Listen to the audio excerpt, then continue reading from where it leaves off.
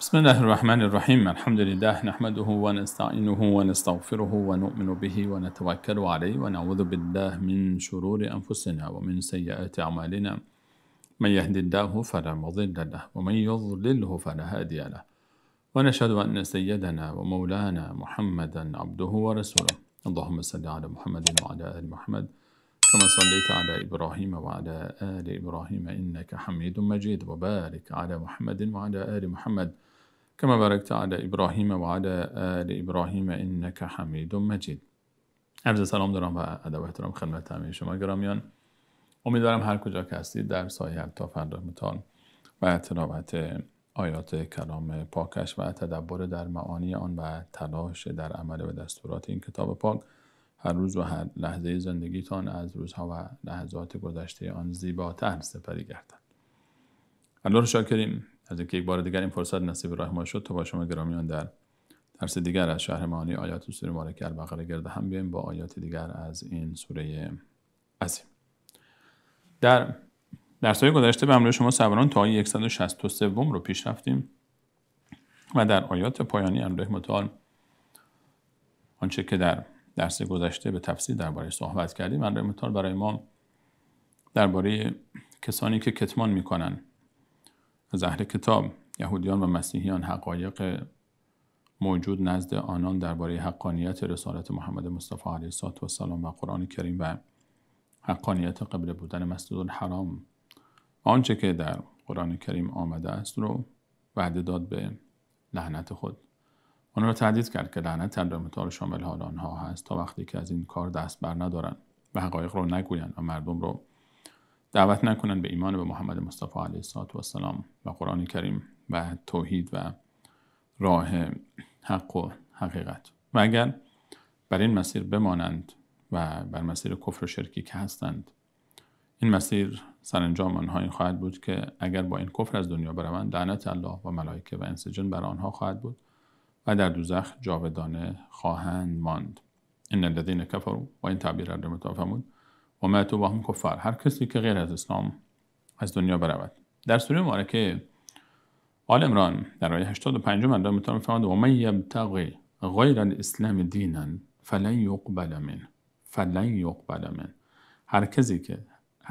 هر شخصی غیر از اسلام دینی انتخاب کند فلن یقبل من هرگز نزد الله متعال از او پذیرفته نمی شود و هو فی الاخرة من الخاسرین و روز قیامت از جمله زیانکاران است.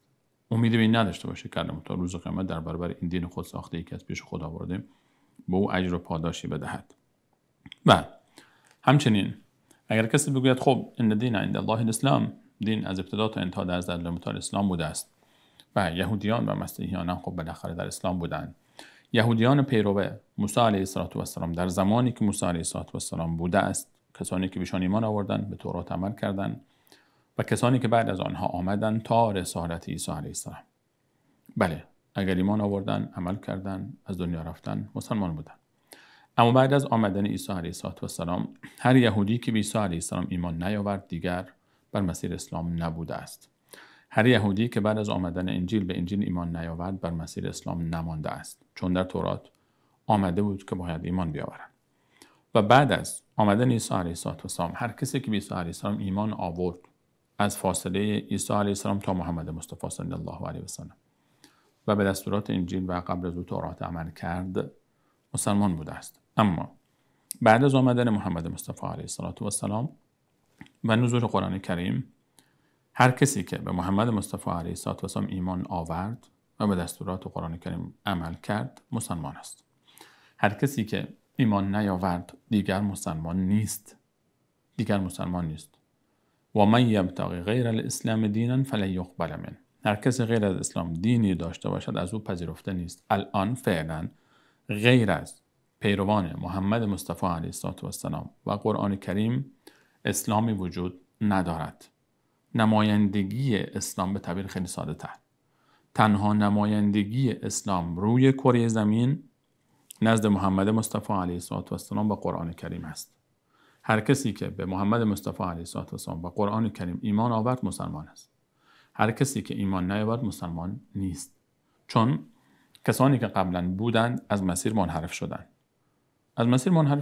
دیگه نمایندگی به دست اونها نیست الان. خیلی ساده است. حتی در همین دنیا یک شرکت یک جای نمایندگی میزنه، یک مدتی میبینه کسانی که در این نمایندگی بودن سوء استفاده کردن، دزدی کردن، خیانت کردن، جنایت کردن، نمایندگی رو از اونها میگیره، میده به یکی دیگه. دوباره اونها خیانت کردن، جنایت کردن، گرفتار به یکی دیگه. مثلا خیلی ساده است. دیگه نیاز به بحث هم نداره. فعلا محمد مصطفی علیه السلام و قرآن کریم چون یهودیان و مسیحیان از جاده به در رفتن، خیانت کردن، جنایت کردن، تحریف کردن، از مسیر خارج شدن، انبیاء الهی را حتی کشتن، تحریف کردن کتاب‌های آسمانی رو. حالا متوجه فرمود هر کسی غیر از مسلمان، هر کسی که میخواد راه هدایت رو پیدا بکنه باید بیاد به محمد مصطفی علیه السلام ایمان بیاره و به قرآن کریم ایمان بیاورد. در ادامه در آیه 163 اردوی مطال برای ما دلیل رو میفرماید. چرا غیر از مسلمانان کسی دیگری رو بهش نمیرود؟ در آیه 160 میفرماید اعوذ بالله من الشیطان الرجیم و الهکم اله واحد، چون پروردگار شما، اله شما، اله واحد است. الهکم، اله به معنای اون ذاتی است، ذاتی که شایسته عبادت شدن است. متفاوته با رب یعنی پروردگار. اله در فارسی ما بهش میگیم خدا، در عربی تعبیر اله استفاده میشه. و الهکم، خدای شما، اون ذاتی که شایسته عبادت شدن است. یعنی به تعبیر دیگر تنها ذاتی که این شایستگی رو داره که شما با نهایت تواضع و فروتنی و اظهار عجز و ناتوانی در برابر او از یک طرف و نهایت محبت و علاقه به او از طرف دیگر در برابر او این احساس رو داری که قدرت‌هایی فراتر از انسان‌ها دارد و او رو شما اطاعت می‌کنی و فرمان برداری می‌کنی و دستوراتش رو اجرا می‌کنی. این می‌شود عبادت. تنها ذاتی که شایسته این عبادت است با صافی که گذشت الله متعال است. و الهکم اله واحد، یک اله واحد وجود دارد، یک ذات واحد اثنین ثلاثه اربع. در عربی ما این تعبیر رو داریم، واحد یعنی اولی، اثنین یعنی دوم. اله واحد الهی است که دومی ندارد، واحد است، خلاص دیگه دومی نداره. قل هو الله احد، بگو الله احد است. احد یعنی یکتا، نمونه دیگری ندارد. باز همون معنی نسبتاً واحد رو میده. واحد احد است. الله متعال اولی است که دومی ندارد، مثل خودش ندارد و هیچ همتایی ندارد، هیچ نمونه دیگری ندارد. لیس کمثله شیء، هیچ ذاتی همتای او نیست. ولم یکن له کفوا احد، هیچ چیزی همکف او نیست، همتا و همتراز او نیست، نه در ذات، نه در صفات، نه در افعال. هیچ کسی به مانند الله متعال نیست. مثلا خیلی ساده است. وقتی که هیچ کسی به مانند الله متعال نیست، خب تنها ذاتی که شایسته عبادت کردن است فقط الله متعال است. و الهکم اله واحد لا اله الا هو، هیچ کسی نباید غیر از الله عبادت شود، هیچ کسی نباید غیر از الله متعال عبادت شود. هو الرحمن الرحیم، همون ذاتی که بسیار رحمان است، بسیار بخشنده است و بسیار مهربان است. الرحمن الرحیم. اینجا بار دیگر این تعبیر استفاده می شود و در ابتدای سوره مبارکه حمدم این تعبیر رو ما داشتیم. الحمدلله رب العالمین الرحمن الرحیم و تفصیل در اون باره صحبت کردیم و عزیزان برای تفصیل اون آیات رو انشاءالله مشاهده بفرمایید. و الهکم اله واحد لا اله الا هو الرحمن الرحیم، تنها یک ذات وجود دارد، شایسته عبادت است و رحمان و رحیم است. عادتاً ما انسان ها، چون مسلمان چه کافر، هر کسی که به یک خدایی باورمند است، هدف از باور به این خدا چیست؟ چه مسلمان چه غیر مسلمان. ما مثلا در شرق آسیا بگیرید بیاید تا بلاد هند، خدایان عجیب و غریبی دارند. از بت پرستی بگیرید تا گاو پرستی تا موش، تا حالا با هر فلسفه‌ای که در ورای اون دارند، تا بیایید به شبه جزیره و تاریخچه شبه جزیره که چگونه عبادت میشد و غیر الله متعال، تا به یهودیان تا به مسیحیان بریم که چگونه با الله متعال شریک قائل شدند، تا کسانی که به اسم اسلام حتی شرک میآورند و یا فلان مدد میگویند و یا فلان مدد. هدف از وجود یک خدا چیست؟ این که انسان برای حل مشکلات خود در دنیا به او مراجعه بکنه، یک قدرتی فراتر از قدرت انسانها که میتواند مشکلات ما را حل بکنه. و دو خواسته اصلی داریم. یکی این که ما برای حل مشکلات خود به او رجوع میکنیم، مصیبت ها را از ما دور بکنه، ضررها را از ما دور بکنه. و دوم خوبی ها رو ما برساند، نفع و خیری که میخوایم رو به ما برسونه.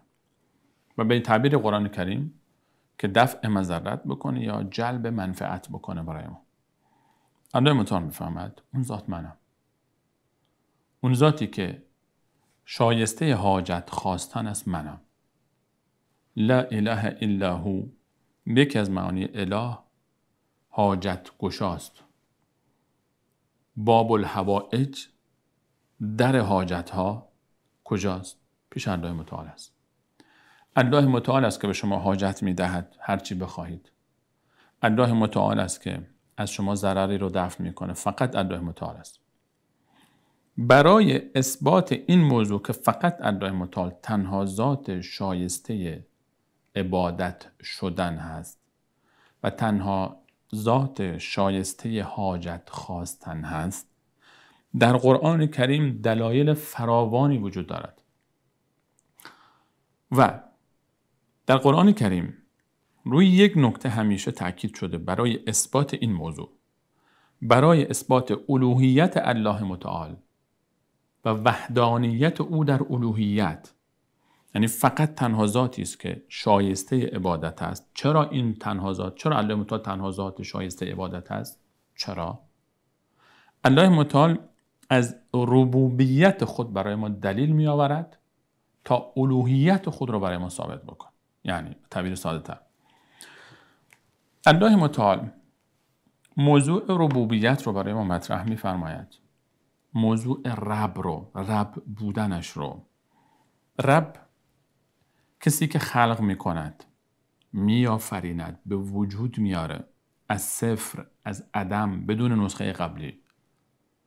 همه چیز رو خلق میکنه و بعد از اینکه خلق کرد اونها رو مدیریت میکنه، به اونها رسیدگی میکنه، حاجتها و نیازهای آنها رو برآورده میکنه و مالک همه مخلوقات خود هست. این معنای رب. معنای رب این است.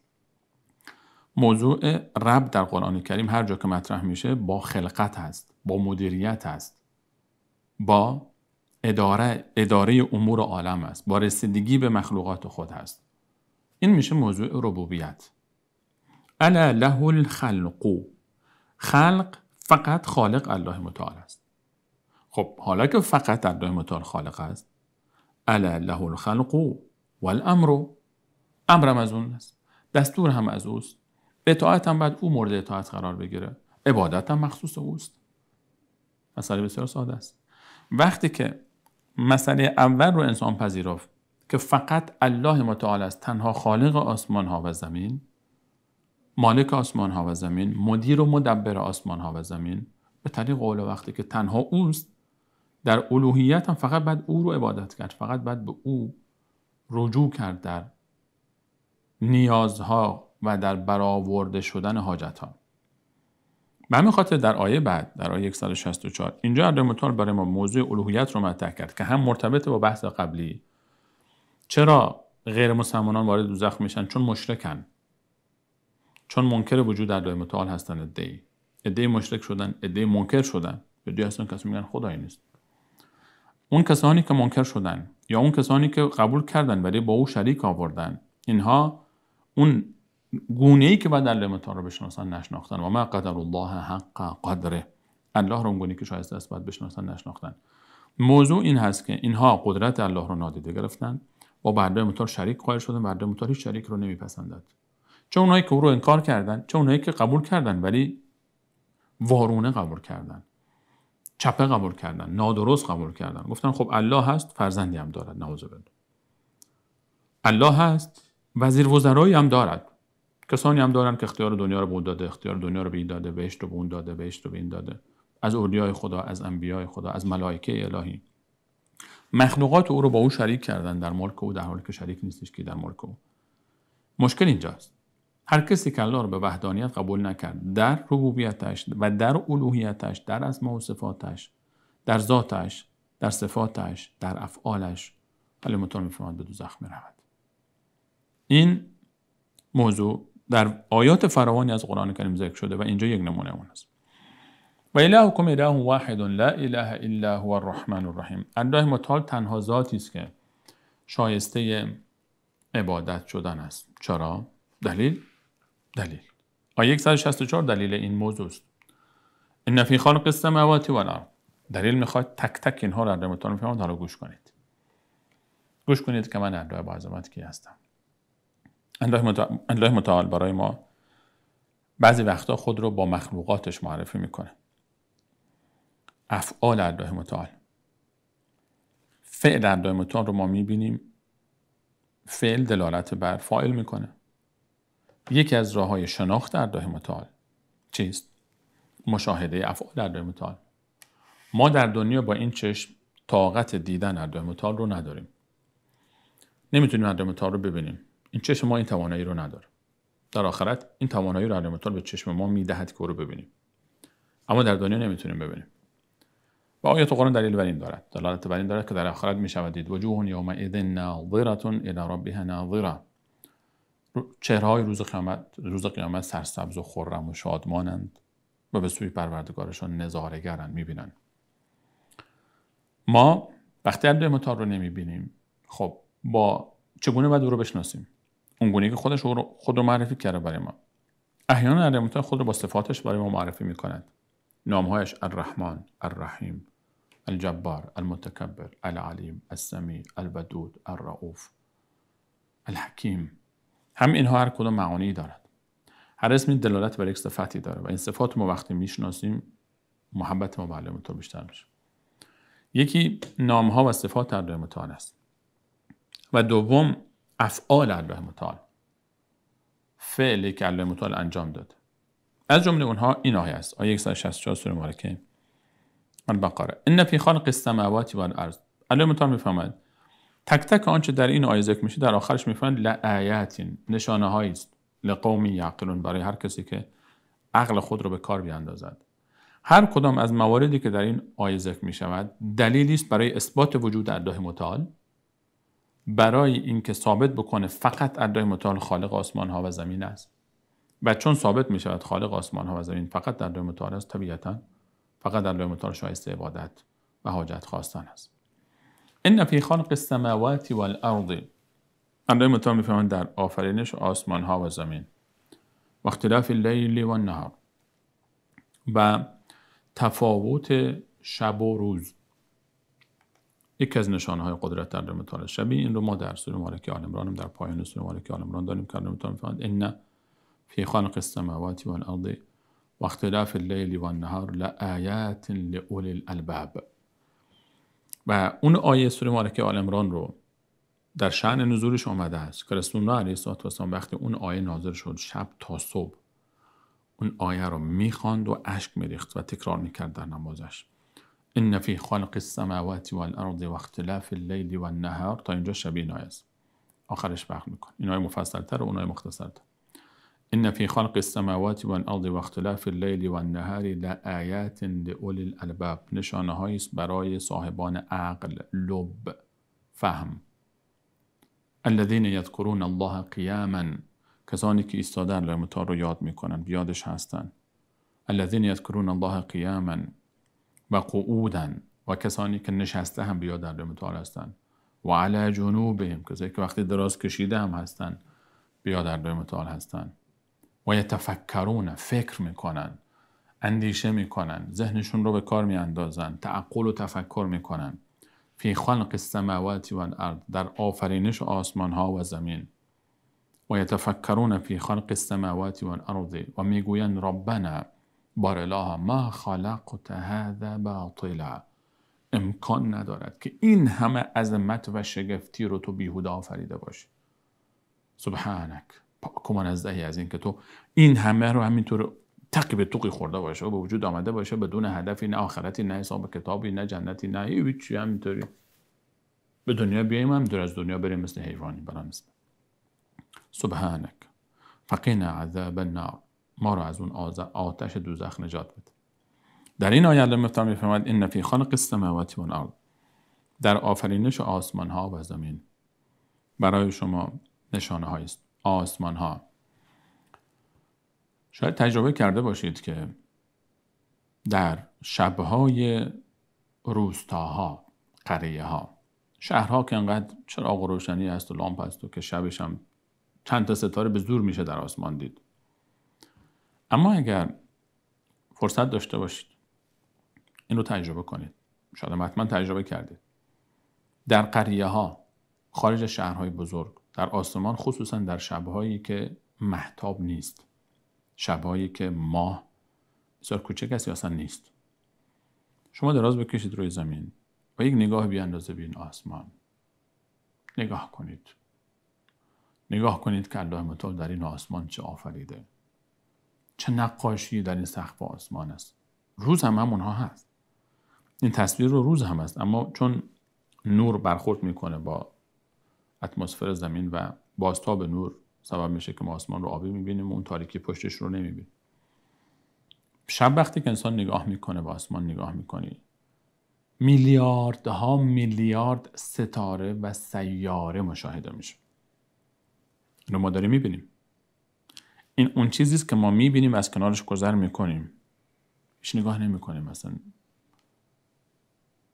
الله متعال میفهمه چه نشانه های بزرگی در آسمان و زمین است. یمرون علیها و هم عنها معرضون، همینطور گذر میکنن، هیچ تفکری درش نمیکنن.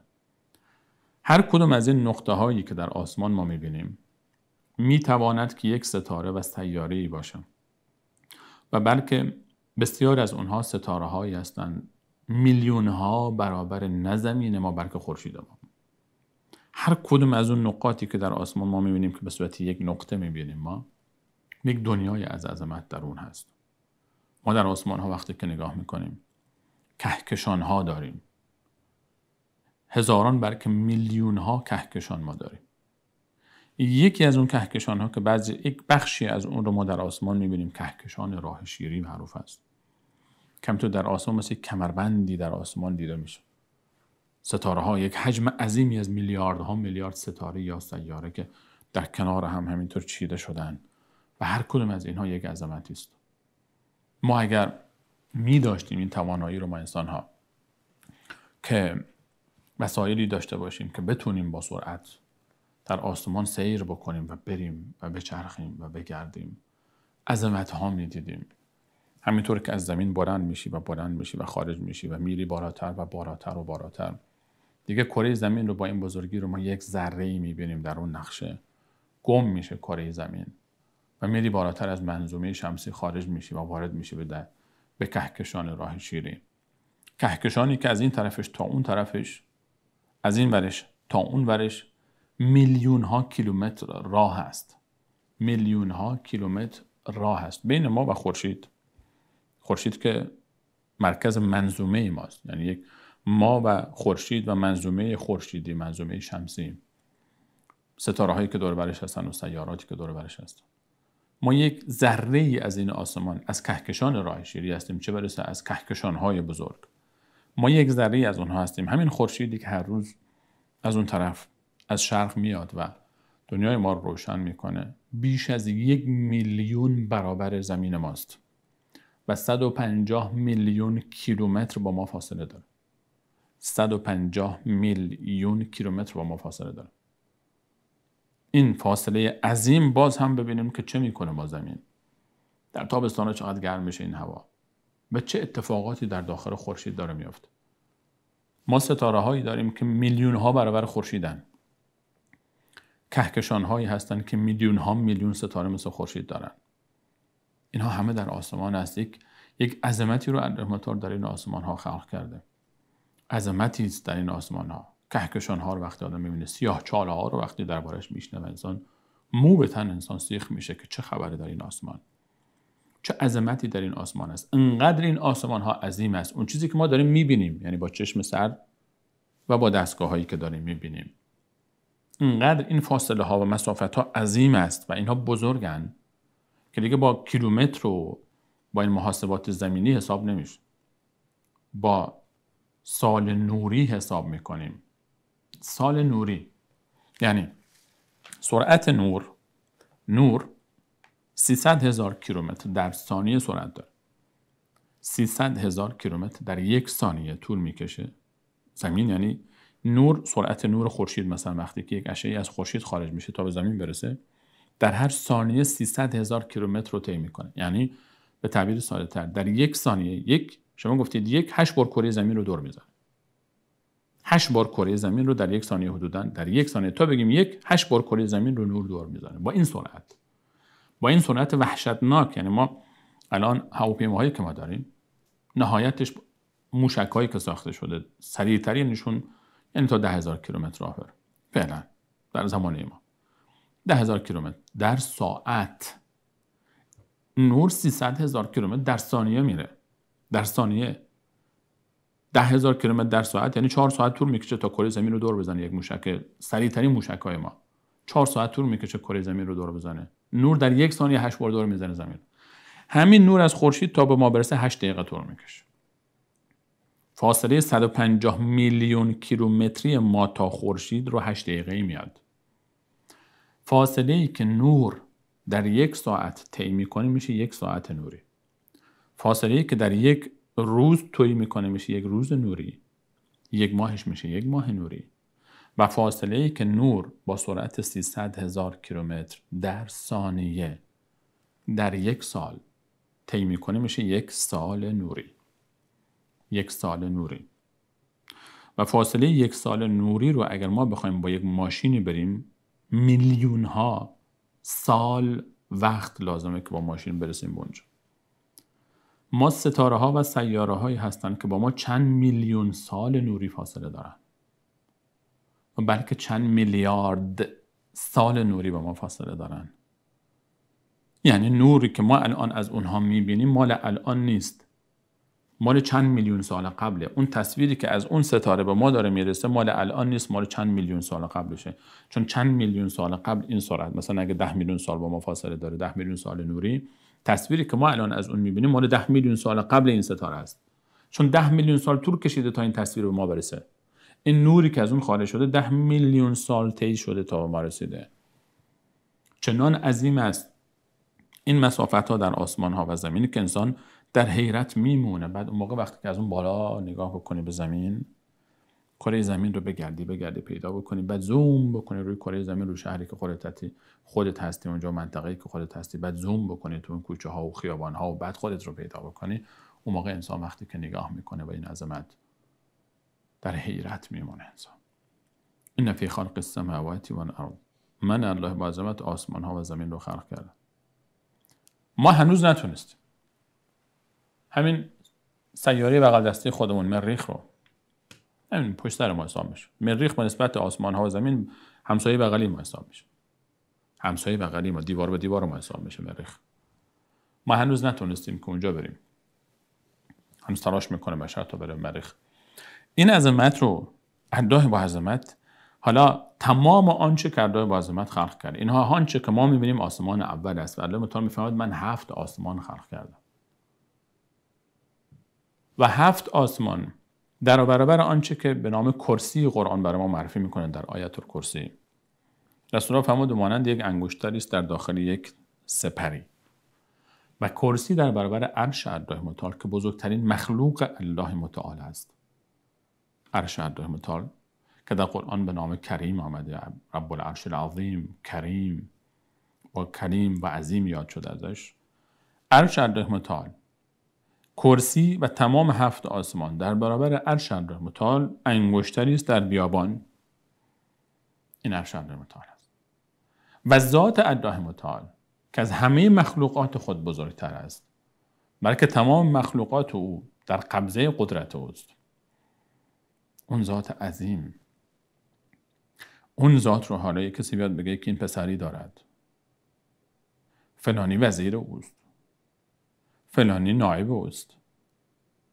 همچین چیزی رو الله متعال نمیپسنده. الله متکبر است، جبار است، چون این صفت شایسته اون ذات عظیم است. این فی خلق السماوات و الارض و اختلاف اللیل و النهار. برای شما در آفرینش آسمان ها و زمین یک نگاه بندازید دور بر خودتون.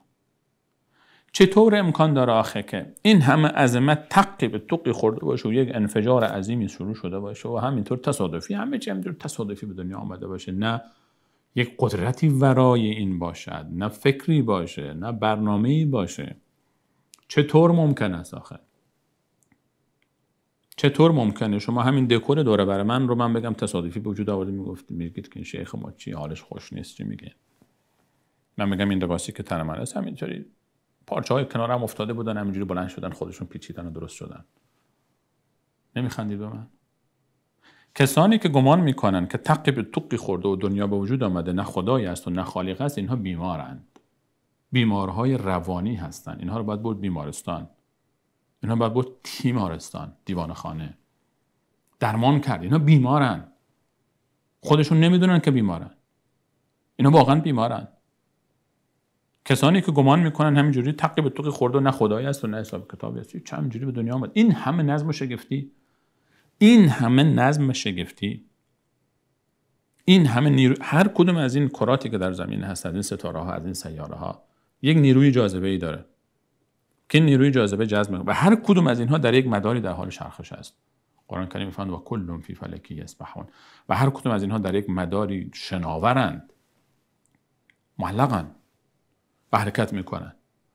هر کدوم از اینها یک مداری دارد، یک نظم شگفتی عجیبی که میچرخه بر اساس آن. و کل فی فلک، همه اینا مدار دارن. همه این از میلیاردها میلیونها میلیاردها در حال حرکت و شناور و یک مدارهای عجیب و غریبه. خود همین آیه و کل فی فلک در حال حرکت است. کل فی فلک رو از اول بخونید به آخر یا از آخر بخونید به اول، حروفش رو باز میشه کل فی فلک، از آخر میشه کل فی فلک. مثل کلمه کبک یا گرگ، از هر دو طرف گرگ خونده میشه یا کبک خونده میشه. کل فی فلک. از اون ورم بخونید میشه کل فی فلک، از این ورم میشه کل فی فلک. خودش هم در حال چرخش است. خود این تعبیری کلمه متعال برای این مفهوم استفاده کرده. مفهوم چرخش جایگاه ستارگان. در سوره مبارکه الواقع الله متعال فرمود فلا اقسم بمواقع النجوم، و قسم به جایگاه ستارگان، و انه لقسم لو تعلمون عظیم. اگر شما میدانستید چه قسم عظیمی است این قسم. قسم به جایگاه ستارگان. هر ستاره یک جایی داره، یک مکانی داره، یک حجمی داره، یک ویژگی داره، یک دنیایی از خلقت داره در خودش، و یک مداری داره، و یک حرکتی داره، یک نیروی جاذبه‌ای داره. اطراف خودش ستاره‌ها و سیاره‌هایی داره. هر منظومی از خودش یک مرکزی داره و نیروهای اطرافی داره که اون رو جذب کردن. خورشید با نیروی جاذبه خودش زمین ما رو گرفته، زمین ما با نیروی جاذبه خودش ماه رو گرفته، و همه اینها در حال چرخشن. این همه عظمت و نظم و نظام رو که به وجود آورده. الله متعال میفهمد که ما ترى فی خلق الرحمن من تفاوت. ذره نقص در خلقت الله متعال تو نمیبینی. نگاه کن. فرجع البصر کرتین، چند بار نگاه کن. ینقلب الیک البصر خاسئا و هو حصیر. چشم تو برمیگرده و هیچ بی‌نظمی تو نمیبینی. و فی الارض آیات للموقنین، در زمین نشانه هایی است برای اهل یقین.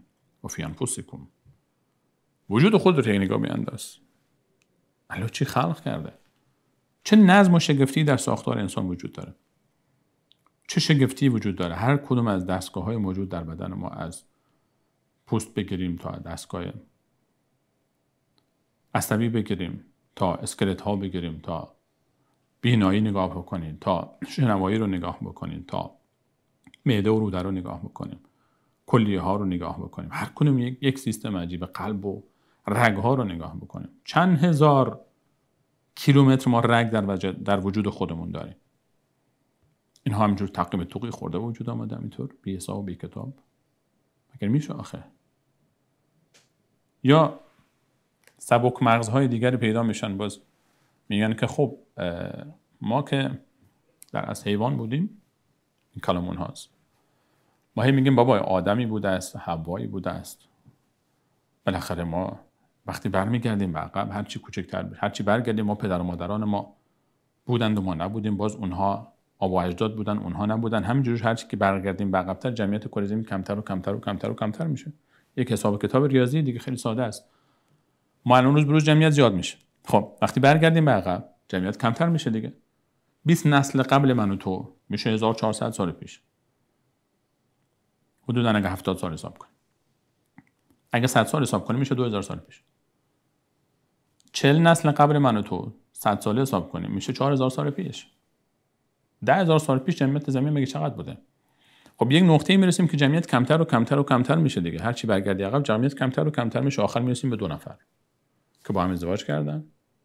بچه‌ها اینا به دنیا اومده، اونا با هم ازدواج کردن، همینطور نسل بشر رشد کرده دیگه. خیلی ساده است، ترتیب حساب کتاب ریاضیه دیگه. اون 2 نفر از کجا آمدن؟ اون 2 نفر اول از کجا آمدن؟ اونها هم اگه برگردین خب جوان بودن، نوجوان بودن، کودک بودن، وقت تولدشون میمونی، پاسخی نداری براش. اینجاست که بعضی‌ها فکر میکنن برای فرار از اینکه دینی هست و خدایی هست، نه ما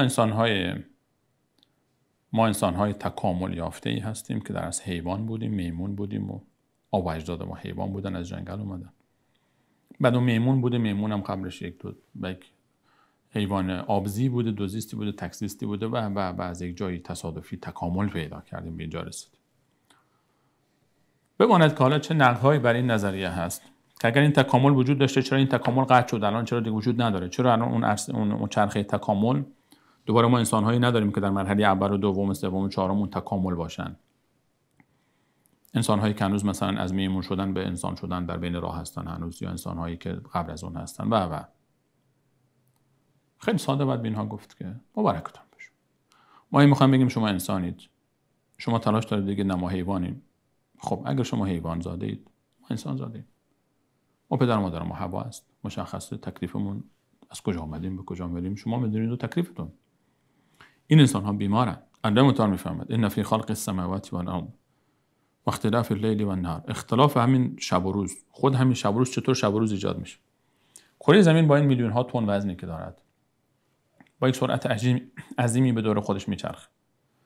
ما یک چرخش زمین به دور خودش داره که این چرخش سبب میشه که روز و شب ایجاد بشه. خورشید، زمین وقتی که میچرخه همزمان به دور خودش، نور خورشید سبب میشه که این روز و شب رو ایجاد بکنه و همزمان یک چرخشی دور خودش داره، یک چرخشی هم به دور خورشید با یک مدار بیضی شکلی به دور خورشید داره زمین، که اون چرخش با توجه به زاویه 23 درجه کره زمین نسبت به محورش، کره زمین رو الله چطور خلق کرده، چقدر زیبا خلق کرد.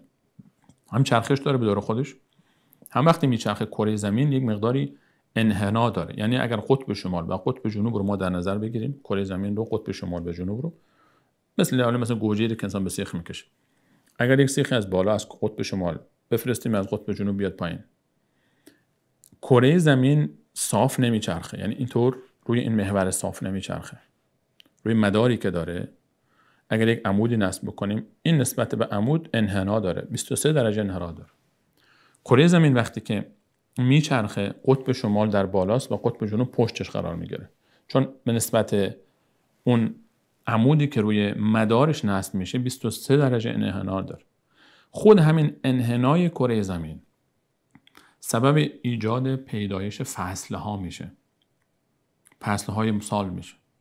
الله متعال برای ما صحبت از چی میفرماید؟ صحبت از این میفرماید که ببینید من چطور خلق کردم. شب هست و روز هست، شب میاد و روز میاد. کره زمین اگر نمیچرخید، یک طرفش رو به خورشید میموند، پشتش پشت به خورشید، این طرف بالای 300 درجه حرارت ایجاد میشد، اون طرف بالای 200 درجه زیر صفر میرفت، زیر 200 درجه میرفت، اصلا نمیشد روی کره زمین زندگی کرد. اگر زمین نمیچرخید نمیشد روش زندگی کرد. اگر حتی این محور 23 درجه انحنا نمیداشت باز نمیشد. یک جا همیشه زمستان بود، یک جا همیشه تابستان بود، یک جا همیشه بهار بود، یک جا همیشه فصل خزان بود. چنان زیبا طراحی کرده الله متعال. شب میشه، روز میشه و میچرخه، فصلهای مختلف ایجاد میشه. ان فی خلق السماوات والارض و اختلاف اللیل و النهار. اختلاف لیل و نهار نشان از هم حرکت زمین به دور خودش داره، هم حرکت به دور خورشید داره. چرا؟ چون ما اختلاف شب و روز رو در ماهای سال هم داریم، یعنی فصلهای مختلف شب و روز فرق میکنه. شب و روز، شبهای زمستان طولانی است، شبهای تابستان کوتاه است. چرا؟ چون زمین در مداری که قرار گرفته به دور خورشید، اون مدار متفاوت است. همزمان تنوع فصل رو ما داریم. این زاویه انحنا 23 درجه زمین نسبت به مدار محورش، این سبب شده که محور مدارش، این سبب شده که ما در نیمکره شمالی مثلا اگر تابستان، در نیمکره جنوبی زمستان. اگر در نیمکره شمالی زمستان است، برعکسش در نیمکره جنوبی باز تابستان. اگر در نیمکره شمالی بهار داریم، در نیمکره جنوبی باز ما فصل خزان یا پاییز رو داریم. الان متون میفهمید یک کمی شما این چیزها رو ببینید. و عجیب چیست؟ عجیبتر اینه که کسانی که انتظار میره از اونها در علوم مختلف، علوم مثلا فیزیک یا فیزیا، شیمی یا همون کیمیا یا نجوم، ستاره شناسی، اینها مطالعه میکنن و این حقایق علمی رو که وجود داره در عالم و الله به وجود آورده است، برخی از اونها رو دانشمندان تلاش کردن، درک کردن، فهمیدن و تاریخچه بشر روی زمین، تلاش‌های انسان برای یادگیری. وقتی این طرف این چیزها رو یاد میگیره، به جای اینکه بیشتر به قدرت اردو متعال پی ببره، پیش اردو متعال تواضع فروتنی بکنه، گمان میکنه دیگه جناب دانشمند فیزیک، دانشمند شیمی، پزشک یا بیولوژی، زیست شناسی، دانشمند نجوم، گمان میکنه که انگار که نعوذ بالله خالق علم فیزیک خب علم خوب به وجود اومده، انگار که خود فیزیک و قوانین فیزیک رو ایشون به وجود آورده، انگار که قوانین شیمی رو خود این آقا به وجود آورده، در دنیا گذاشته و منکر خالق است و منکر وجود خداوند. و از این انسان باید تعجب بکنه. و انسان وقتی که شیطان بیاد انسان رو فریب بده، دانشمندی رو شما میبینی که منکر وجود الله متعال است، یا متاسفانه افرادی رو شما میبینید، دانشمندانی که میره جلوی گاوی خم میشه و مثلا گاوی رو میپرسته. اینجاست که میفهمی مسئله ایمان مسئله توفیق است. مسئله ایمان مسئله است که انسان، الله متعال اگر انسان رو توفیق نده به هدایت، مسیر عجیبی میرود. این مسائل کسانی که میخوانند، یکی از راههای نزدیک شدن به الله متعال تفکر در مخلوقات الله متعال است، به شرطی که انسان یک هدفی داشته باشد. همین عزیزانی که در دانشگاه درس میخونن، انما یخشی الله من عباده العلماء، الله متعال میفهمد علما، کسانی که علم دارن، دانش دارن، فهم دارن، درک دارن، اندیشمندان، دانشمندان، محققین، اینها باید بیشتر از الله متعال بترسن، چون حقایقی رو میبینن، جزئیاتی رو میبینن که دیگران نمیبینن. اگر یک برگ درخت در دید یک انسان عادی یک برگ درخت است، در دید یک کسی که متخصص است در زیست شناسی جانوری و گیاهی، این یک کارخانه است تشکیل شده از هزاران بلکه میلیون ها سلول گیاهی و هر کدوم جزئیات مختلفی داره، چطور کار میکنن. یک درخت برای او یک مجموعه، یک کارخانه است. یک قطعه گوشت برای او یک کارخانه است. و این دید خیلی تاثیر داره.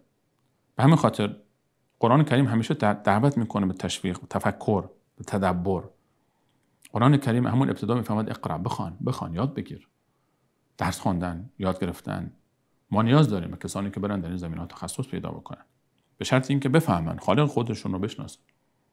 و علوم فیزیک، علوم شیمی، ریاضیات، نجوم، بیولوژی، زیست شناسی، طب و پزشکی با تمام ابعادش، حتی تاریخ، اینا همه سبب شناخت میشه به شرطی که انسان تعقل بکنه، تفکر بکنه، خالق آسمان ها و زمین رو بشناسه با این مخلوقاتی که خلق کرده. اون عزیزی که معادلات فیزیک رو یاد میگیره، شما به وجود آورنده این معادلات نیستی. الله به وجود آورده. من و تو یک چیزایی رو تازه فهمیدیم که الله همچین قوانینی رو داشته در خلقت خود. ما اینها رو به وجود نیاوردیم. اینها قبل از من و تو بودند. اینها رو ما تازه فهمیدیم که الله متعال چطور اینها رو درست کرد. یک چیزایی رو فهمیدیم. این فی خلق السماوات والارض و اختلاف اللیل والنهار، در آفرینش آسمان ها و زمین و چرخش شب و روز، و الفلک التي تجری فی البحر، و کشتی هایی که حرکت میکنند در دریا، به ما ینفع الناس و نفع میرسانند به مردم. کشتی که حرکت میکنه، خود این رو الله متعال میفهمد برای شما یک درسی است. کشتی وقتی حرکت میکنه میلیون ها کیلو وزن، هزاران تن وزن روی آب نمیره پایین. شما یک سنگ کوچک رو میاندازی روی آب میره پایین. یک کشتی با هزاران تن وزن، میلیون ها کیلو وزن روی آب حرکت میکنه، شهری حرکت میکنه روی آب. چه نیروی عجیبی رو علیه متعال بین مولکول های آب قرار دادیم، نیروی چسبندگی سطح مایعات و آب که اینها دوست دارن قطرات آب به تعبیر خیلی ساده ترش، قطره های آب، ریزتر از قطره های آب، مولکول های آب دوست دارن به هم چسبیده باشن، دوست ندارن از هم جدا بشن به راحتی. وقتی نیروی به اونها وارد میشه اینها به سمت بالا مقاومت میکنن، سبب میشه که وزن خیلی کم میشه. اون وزنی که شما خارج از آب دارید، وزنی که روی آب گذاشته میشه به مراتب کم میشه و به خاطر حرکت میکنه. بیشتر خشکی های زمین رو آب فرا گرفت. برای متعال برای ما آب گذاشته. بیشتر حجم زمین آب است. علیه متعال میفهمد کشتی قرار دادم تا برای شما از این طرف به اون طرف حرکت بکنه. خود همین نیرویی که علیه متعال گذاشته در درون آب، خب خالق این کیست؟ خالق این نیرو از کجا به وجود اومده؟ آب این نیرو رو از کجا آورده؟ خودش همینطوری نمیشه که اینطور بدون عقلی باشه، درکی باشه. شما یک ساختمان رو نمیتونید بگین بدون مهندس و بدون زحمت بوده، بدون فکر بوده. یک دستگاهی رو نمیشه گفت که این بدون فکر ساخته شده. چطور آسمان و زمین بدون فکر ساخته شده؟ بدون قدرتی، بدون یک برنامه‌ای. با اون ذات رحمت الله است. والفلك التي تجري في البحر بما ينفع الناس وما انزلنا الله من السماء من ماء. آنچه که الله تعالی نازل میکنه از آسمان، از آب. تفکر کنید این آب از کجا میاد؟ یک نگاه بندازید بالا سر خود این ابرها. الان خصوصا تو این امکاناتی که من شما امروزه داریم، هواپیما رو سوار میشیم، بعضی وقت این هواپیما وقتی حرکت میکنه داخل ابرها در زمستان، خصوصا مناطقی که برف میباره و باران بندگی زیاد هست، در حیرت میمونه انسان. کوههای عظیمی رو در آسمان میبینیم، ابرهایی که میلیون ها تن وزن اینهاست و این ابرها، بعضی از این ابرها اگر در یک منطقه بباره از بیخ میکنه کل منطقه رو. این ابرهایی که میلیون ها تن وزن دارن، ارتفاعشون رو نگاه میکنه، هواپیما میاد از داخل اینها رد میشه، انسان در حیرت میمونه. چطور این سیستم گردش آب رو بخار میکنه، حرارت وقتی میخوره به آب، سطح زیاد آب دریاها وقتی که حرارت خورشید میخوره اینها بخار میشن، مولکول‌هایی که بخار شدن مولکول آب میره بالا و اینا در ارتفاع خاصی که سرد میشن دوباره ابر تشکیل میشه، باد میاد این ابرها رو حرکت میده، منتقل میکنه به جاهایی که الله تعالی اراده دارد و اونجا میباره. اگه این ابرها بخار نمیشد، آب ابر ایجاد نمیشد، دیگه جز ساحل دریاها جای دیگه نمیشد زندگی کرد. این آب از کجا میومد؟ مزارع چطور آبیاری میشد؟ کوهها چطور برف روی اونها میبارید؟ خود برف و بلورهای برف، هر بلور برفی با بلور برف دیگر فرق میکنه.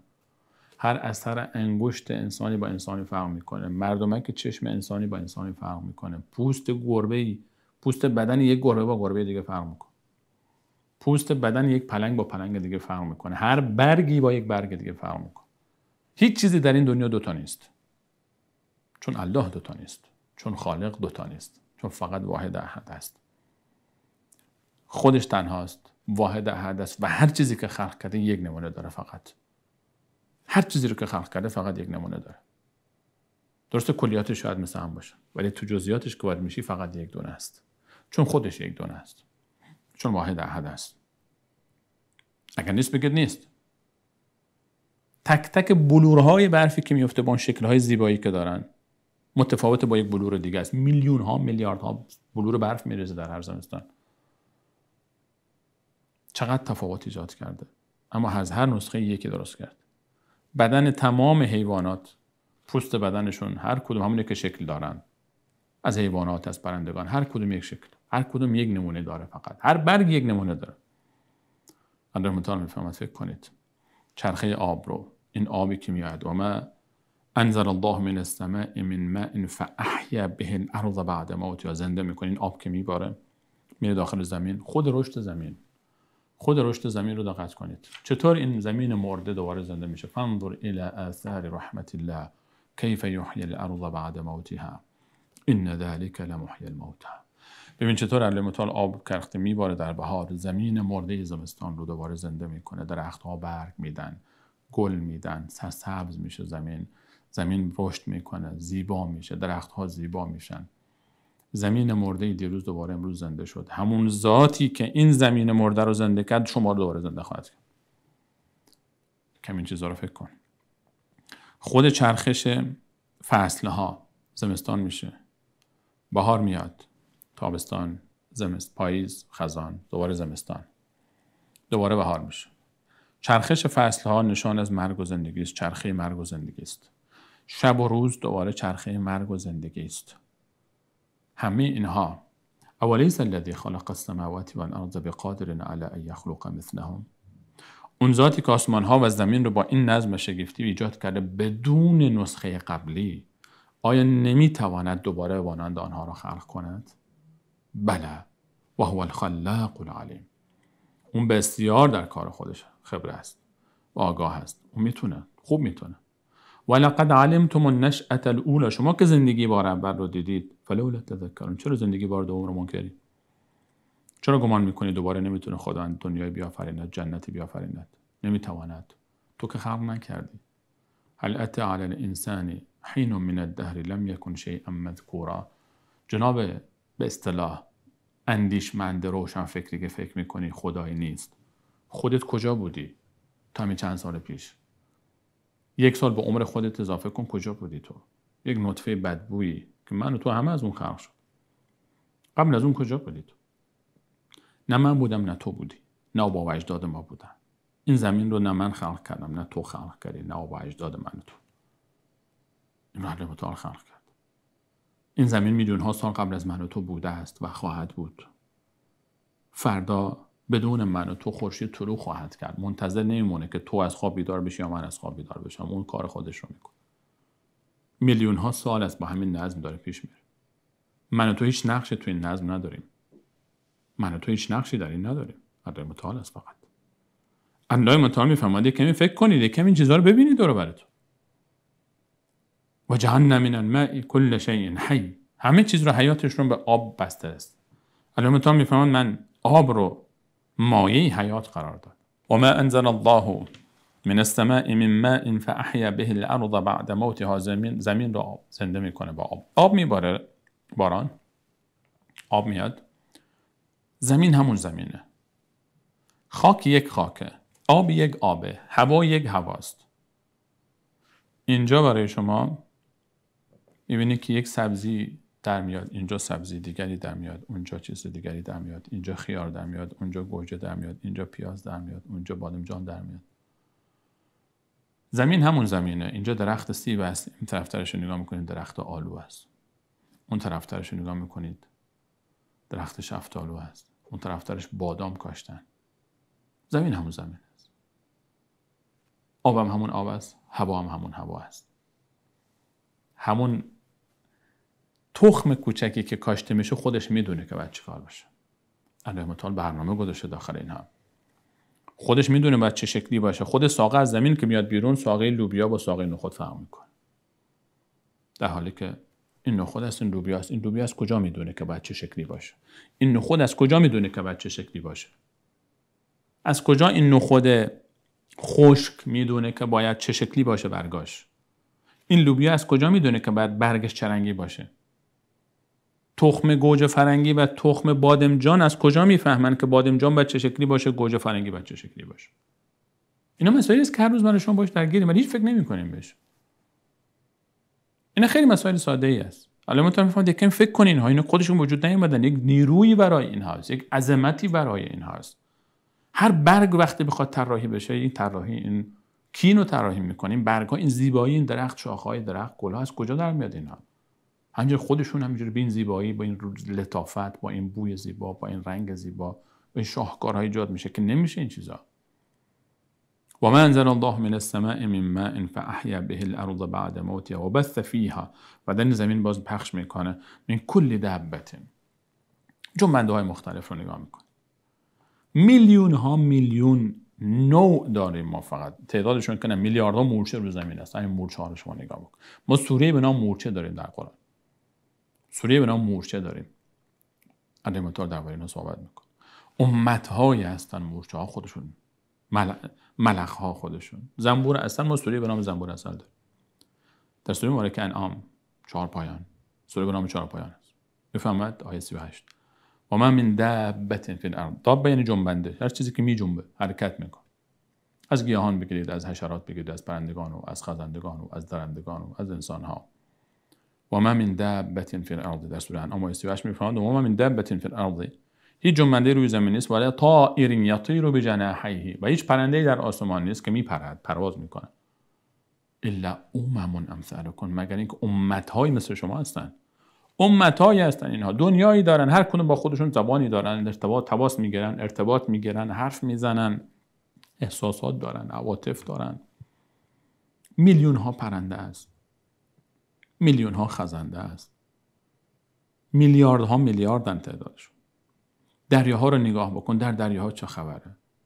هزاران هزار گونه ماهی ما داریم و از هر کدومش رو بخواد نگاه بکنی میلیاردها میلیارد موجود وجود داره. دور بر ما چه خبر است؟ هر کدوم از اینها یک عالمی است، همه اینها رو الله متعال مدیریت میکنه. و عنده مفاتیح الغیب لا یعلمها الا هو، کنجها، خزانه های غیب الله متعال رو، کلیدهای غیب نزد الله متعال فقط الله متعال میفهمد، میداند.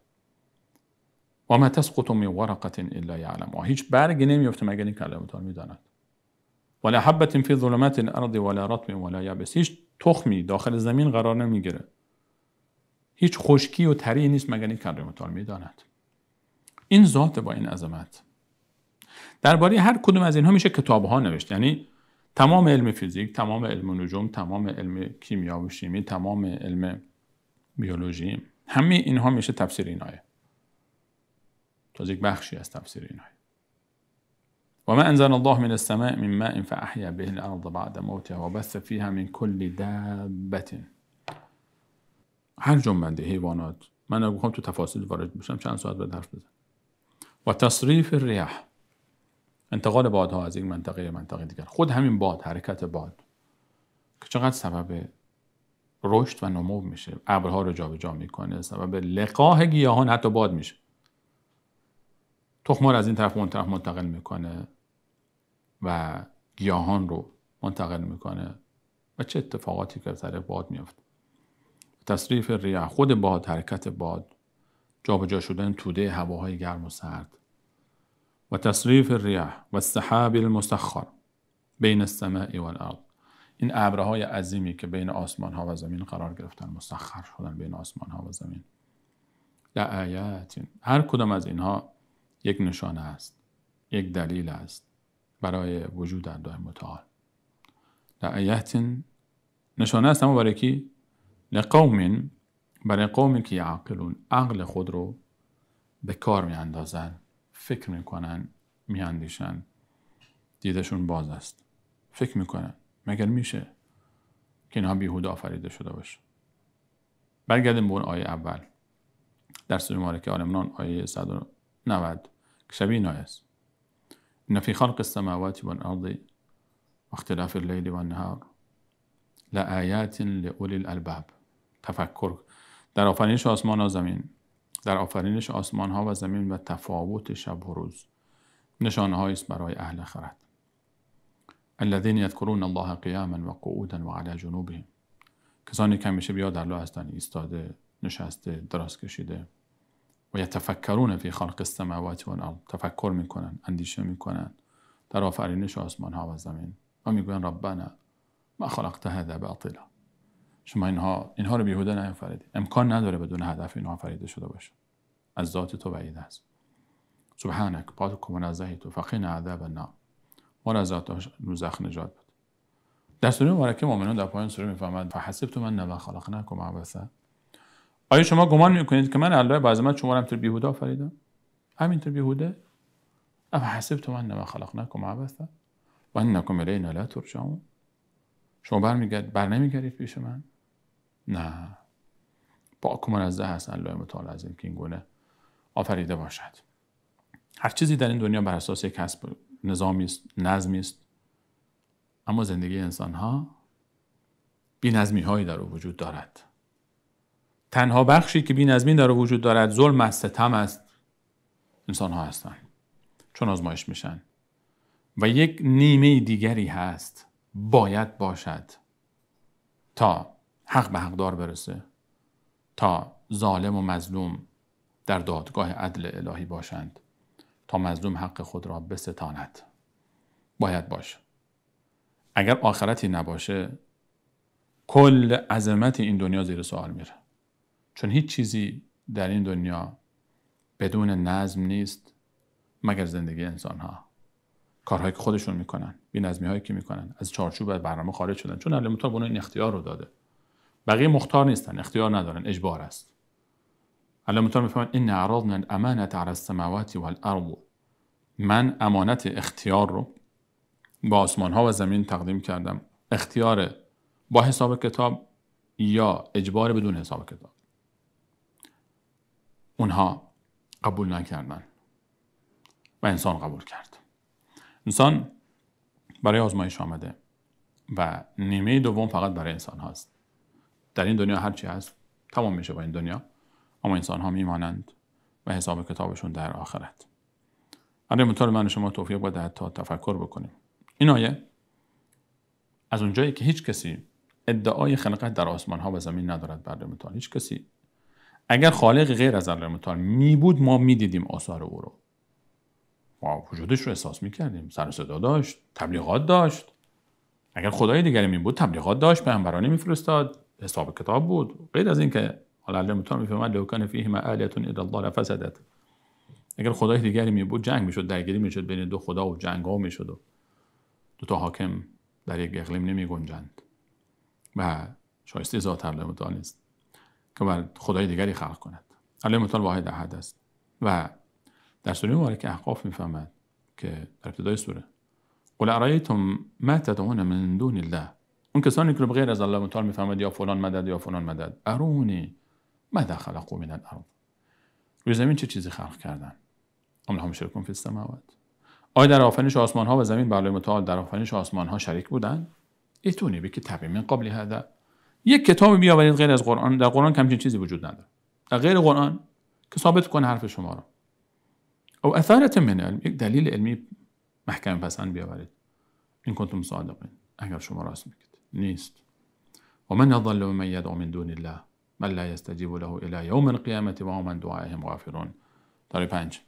و کیست گمراه‌تر از اون کسی که غیر الله متعال را به فریاد میخواند، کسانی را به فریاد میخواند که تا روز قیامت از دعای او غافلند و به او را استجابت نمیکنند، چون از دعای او غافلند. و اذا حشر الناس كانوا لهم اعداء و كانوا بعبادتهم کافرین. روز قیامت هم که حشر بشن دشمن این افراد میگردن و عبادت آنها را منکرن. هیچ ذاتی جز الله متعال خالق نیست در آسمان ها و زمین و هیچ یک از مخلوقات الله متعال در آفرینش آسمان ها و زمین با الله متعال شریک نبودن. به همین خاطر هیچ ذاتی شایسته عبادت نیست و حاجت خواستن جز الله متعال. و همینقدر اکتفا میکنیم. در آیات بعدی الله متعال دوباره این موضوع رو برای ما بیشتر شرح میدهد و از الله متعال میخوایم به ما شما فهم صحیح دین رو نصیب بفرماید و تا آخرین لحظه حیات بر مسیر توحید ثابت قدم نگه دارد و حسن خاتمه نصیب فرماید و دیدار جمال نازنینش را و زیبایش را به ما و شما نصیب بفرماید در جنت الفردوس و ما ذلک علی الله بعزیز. تا دیدار دیگر، الله یار و نگهدارتان.